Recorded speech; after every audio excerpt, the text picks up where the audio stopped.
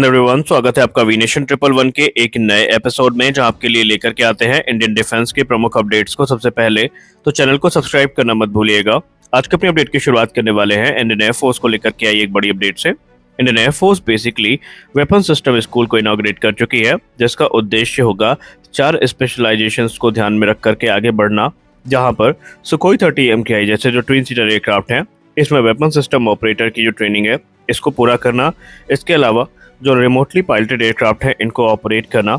इसके अलावा इंटेलिजेंस और सर्वेलेंस मिशन में जो एक्सपर्टीज़ है उसको जो नए पायलट्स हैं उन तक पहुंचाना।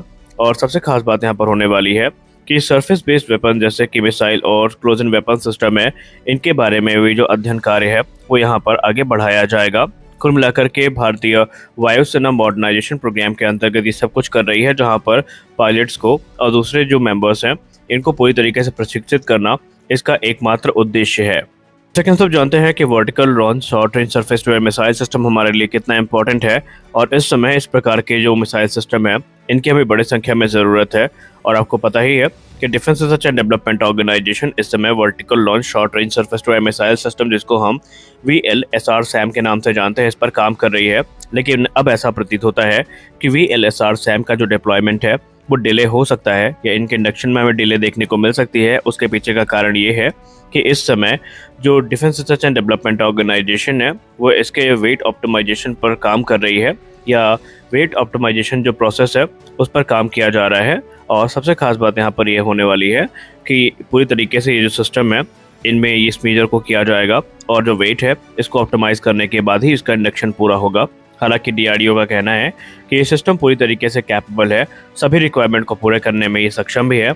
और इस प्रकार के जो सिस्टम है ये आज के मॉडर्न वॉरफेयर में काफ़ी इंपॉर्टेंट माने जाते हैं, क्योंकि हम सब जानते हैं कि ड्रोन और दूसरे जो लो फ्लाइंग एनिमी के एयरक्राफ्ट होते हैं ये कितने घातक साबित हो सकते हैं, और ऐसे में शॉर्ट रेंज में उनको टैकल करना ये इनकी प्राथमिकता होगी। जैसा कि हम सब जानते हैं कि एडवांस मीडियम कॉम्बैट एयरक्राफ्ट हमारे लिए कितना इंपॉर्टेंट है, और यह शीघ्र अतिशीघ्र अगर भारतीय वायुसेना को मिलेगा तो भारतीय वायुसेना की ताकत निस्संदेह काफ़ी ज़्यादा बढ़ेगी।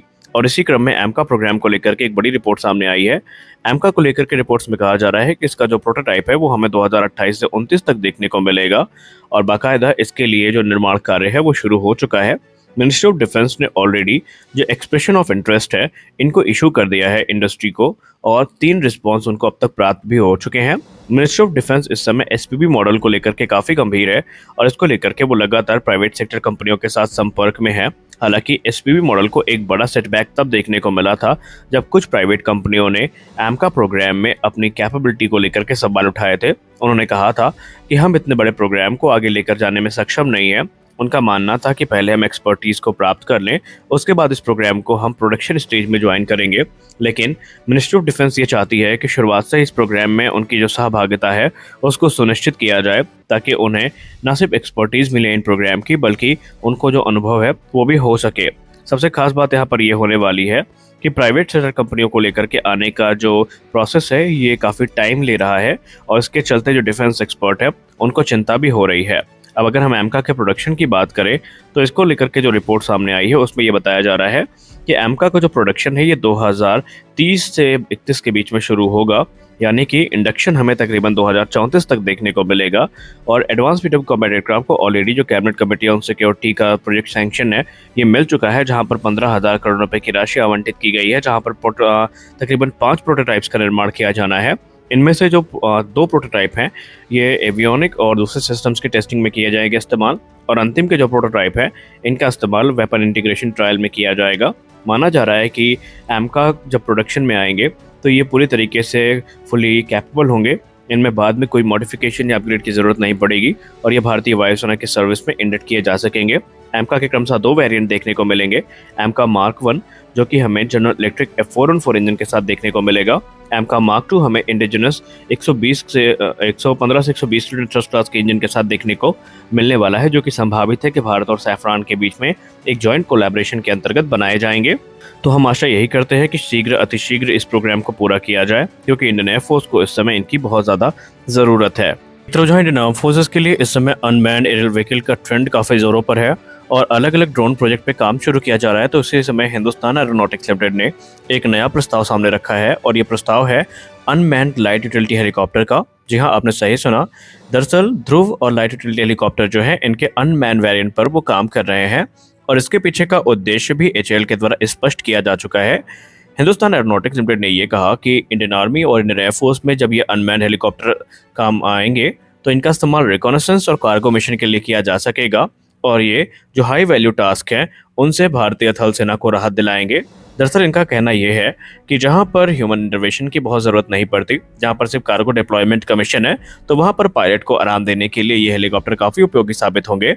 और जो हमारे पायलट हैं या जो ह्यूमन इंटरवेंशन है वहां पर ही होना चाहिए जहां पर डिसीजन मेकिंग या फिर कॉम्बैट सर्च एंड रेस्क्यू या क्लोज एयर सपोर्ट जैसे मिशन है, तो वहां पर जो मैंड पायलट हेलीकॉप्टर है उनका इस्तेमाल किया जाए और बाकी जो रिकॉनेसेंस और कार्गो डिप्लॉयमेंट के मिशन होते हैं उनको ये अनमैन हेलीकॉप्टर पूरी तरीके से पूरा करने में सक्षम होंगे। हालांकि आपको बता दें कि ऑलरेडी इसी प्रकार का सिमिलर प्रोजेक्ट इंडियन एयरफोर्स के लिए एचएएल के द्वारा आगे बढ़ाया जा रहा है, जिसको हम कैट्स प्रोग्राम के नाम से जानते हैं, यानी कॉम्बैट एयर टीमिंग सिस्टम। और उसके अलावा जो रोटरी हेलीकॉप्टर है इसके भी अनमैन्ड जो वेरिएंट है इसको कंसिडर किया जा रहा है।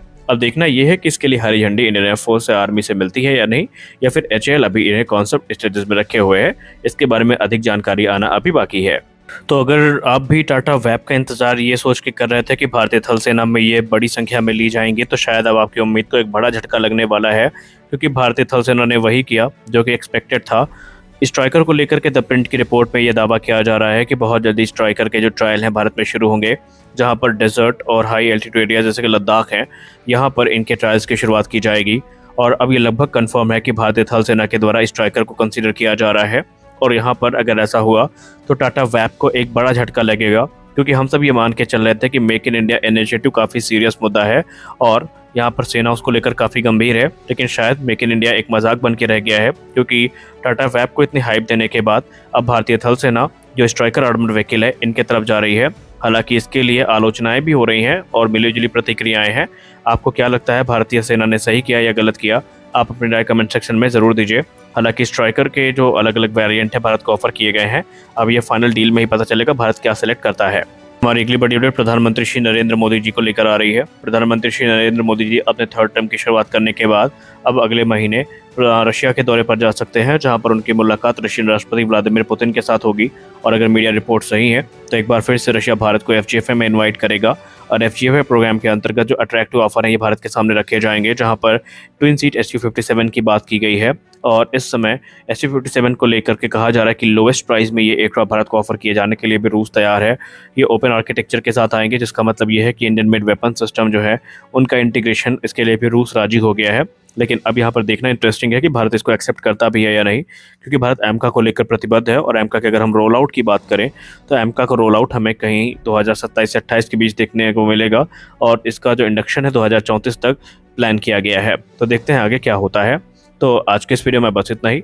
आशा करते हैं ये वीडियो आपको अच्छी लगी होगी। वीडियो अच्छी लगी तो वीडियो को लाइक करिए, नए चैनल को सब्सक्राइब करिए, क्योंकि हम आपके लिए ऐसी वीडियो लेकर आते रहते हैं। तो मिलते हैं अगले वीडियो में, तब तक के लिए जय हिंद।